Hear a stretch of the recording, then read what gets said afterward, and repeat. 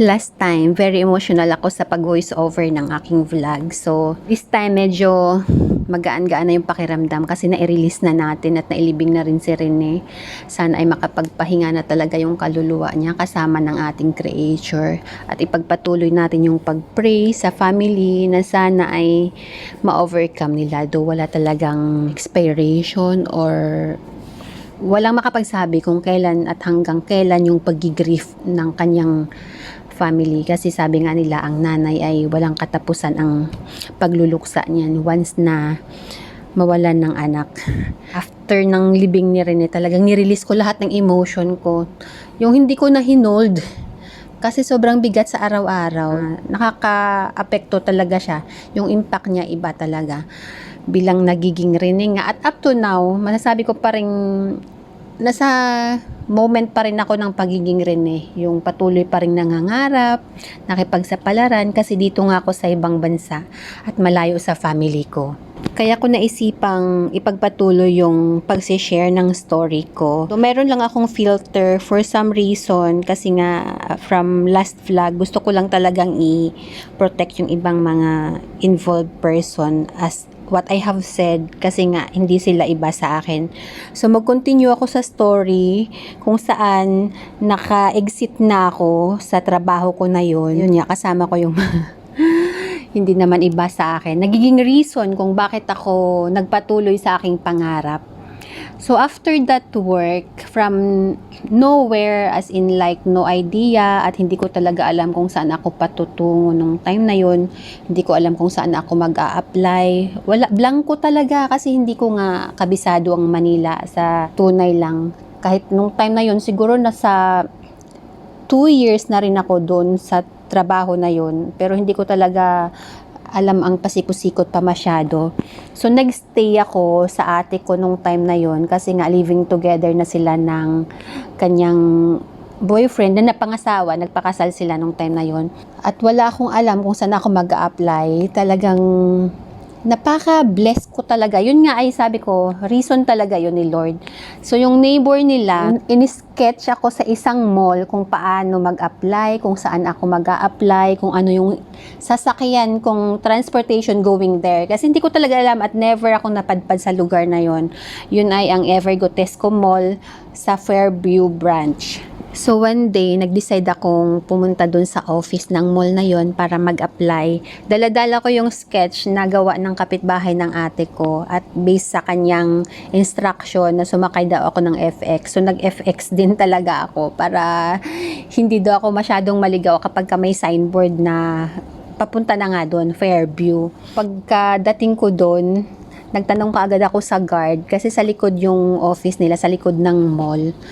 At sinabihan ako ng guard na bumalik the following day as early as 8 or before 8 at dapat ay nakasuot ng formal wear. Hindi ko kasi alam na may dress code pala kasi hindi ko naman, no idea kasi nga ako at dalhin ko daw yung aking CV. Hindi pala CV yun, biodata pa talaga by that time kasi year 2006 pa yun. So nag-try pa rin ako ng aking luck the following day. Ayun nga, nag-prepare ako ng bonggang-bongga. Tapos ang kanilang way of interview, ang papipilahin kayo by gender.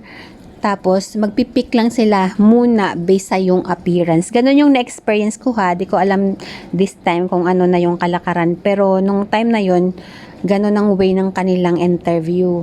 Pipiliin muna nila yung kung sino ba yung parang may pleasing personality, eme, ganyan. Before nila kukuhanin yung daladala mong biodata. O, diba? I-judge muna yung appearance mo. So yun, then magpo-proceed ka na sa interview. Madaming mag-interview. Di ko na matandaan kung ilang interview yun. Tapos may exam, pressure exam. Kailangan matapos siya in that period of time. Kung sinabing within 1 minute or 3 minutes, dapat matapos na yon. Nakapasa ako sa interview, pero sa exam na ako. Pero, pwede pa daw bumalik at mag-try ulit. Yun yung kagandahan doon sa kanila. Hindi ko alam bakit ako na-feel kasi parang ang easy na mga question at nasagutan ko naman siya ng tama. So, nag-isip ako kung ano ba yung strategy doon sa mga questions na yun. Feeling ko kasi yung exam na yun, hindi talaga nagmamatter kung tama tama yung sagot mo. I think logical siya kasi kung ano yung instruction, parang dapat yun yung sundin mo pag sinabing write a formula on how to solve. Kasi math yun mostly. Yung naaalala ko, ay magaling nga ako sa mga math na yan pagdating sa numbers. Noon yun na.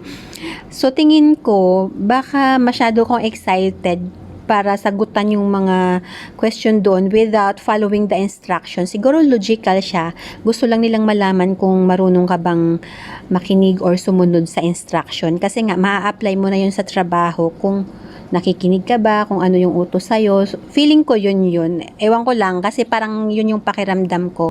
And luckily, nakapasa ako. Yun, tapos nakapag-medical. Grabe din yung napagdaanan ko. Yun yung una kong mall na na-applyan na. Masasabi ko talagang dadaan ka muna sa batas. Sa butas ng karayom. Yun yung talagang napakahirap para sa akin kasi lalo na yung medical, ipupush yung, lalo sa female ipupush yung tummy mo kung nanganak ka ba or nagpa-abort ka, ganyan. Kasi nung time na yun parang mayroon pang discrimination in terms of mga single mom, parang hindi pa ganun ka open pagdating sa mga single mom. Pero nagiget ko yung logic kasi nga ka nanay na, parang iniiwasan nila yung mga nagsisick leave kasi yun yung kadalasan na magiging reason ng pag-absent or pag-sick leave ng nanay sa work. Siguro yun yung reason, di ko lang alam kung ano talaga yung logic behind or yung reason behind that. Nakapasa ako and all, so ayun na nga, nagkaroon ako ng, hindi ka agad nagkaroon ng contract. Ang sinabi pala sa akin ng HR is, mag-wait muna once na merong ma-end of contract, tapos i-call nila ako. Nung time na yun, nasa month of May ba yun ako tinawagan? Kasi diba school opening ng June. Kailangan nila ng staff para sa mga uniforms, ganyan. Kasi may mga end of contract. Inassign ako sa lobby at ito pa yung matindi doon. After all ang napagdaanan ko ng ginastos ko, ang dami ko talagang ginastos kasi nga punta dito, punta doon. Ang medical layo. Di ko na matandaan kung saang lugar kami noon nagpa-medical. Yung mga x-ray at ano-ano pa yung mga test na yun. Ako sa lobby for 1 month. 1 month lang yung contract ko pa lang nun. Ang status ko pa is seasonal. Could you imagine? Ang laki ng ginastos ko, yung effort ko pagka 1 month lang yung contract ko doon. Paano ko mababawi yun? So parang under observation kapag ganun ka tindi yung level talaga ng ano doon. Pressure. Kahit sabihin mong nakapasa ka, parang hindi ka matutuwa kasi nga anytime, any moment, after 1 month, kung hindi ka magpe-perform, wala din. Ligwak ka din, mapapalitan ka ng bagong mga na-hire. Actually, and thanks God, na-renew ako ng, yun na, remaining contract ko, diba 6 months yun. Ganun ang nangyari sa akin.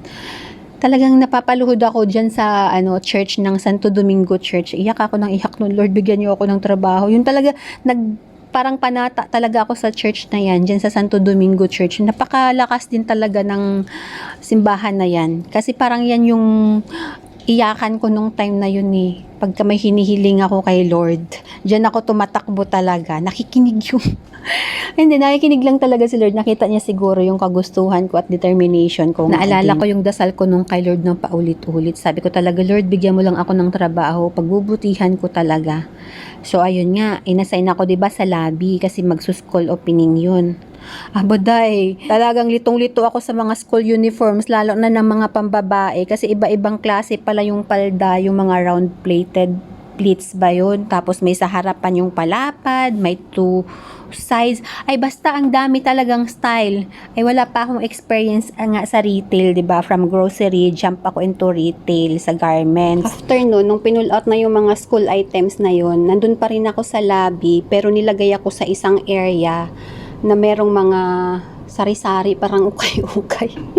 Isa siyang long table, as in mix yung mga items, pang infants, boys and girls, tapos gabundok. Ay naku, natupi ko talaga yun ng bonggang-bongga. Doon natuwa yung aking department head.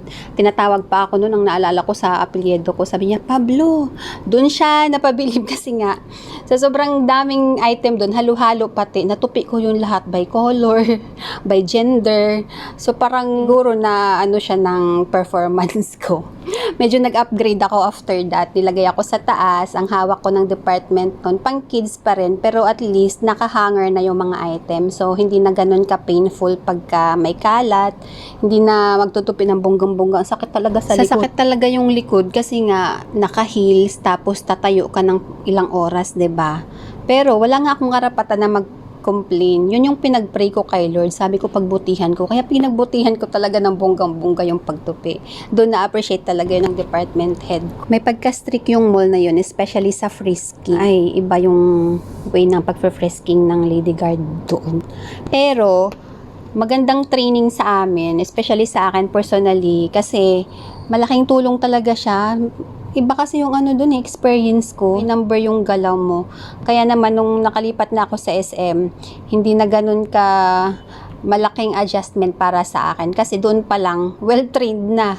Yung makeup mo kapag ka light makeup lang, hindi ka talaga pwedeng pumasok. Pababalikin ka sa locker, sabihin dagdagan mo pa yung makeup mo. Ganun. Ay, mag na-late ka doon ng 1 minute, ay incident report na kaagad yun. Hindi pwedeng malate ng 1 minute. Pag naka 3 strike ka, ground for termination na yun. Nun ang level ng pagka-stricto. Pero maganda talaga siya kasi nga nadidisiplina talaga yung staff. Sa labas pala ng mall na yun, ang daming bar, ang daming temptation. Uso kasi nung time na yun yung Paddy's Point, pero never akong na-tempt or pumasok kahit isang beses, never. Kaya ang maipapayo ko lang sa mga probinsyanong lumuluwas ng Manila para makipagsapalaran, once na makahanap na kayo ng work, make it sure talagang makapag-save up kayo. Kasi hindi nyo alam kung anong mangyayari kinabukasan or ano pa yung offer the following day. There was a time nagkasakit ako. Mag-isa ko din dinala yung sarili ko sa ospital para ipa-check up. Kasi wala naman akong family, malayo nga ako, diba? Hindi nila alam, walang nakakaalam.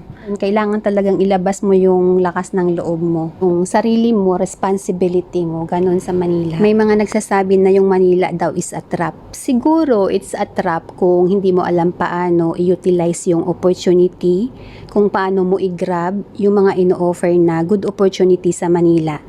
Yung kailangan mo lang talaga para sa akin na hindi ka mawala sa panindigan mo, prinsipyo mo, yung purpose mo kung bakit ka pumunta doon.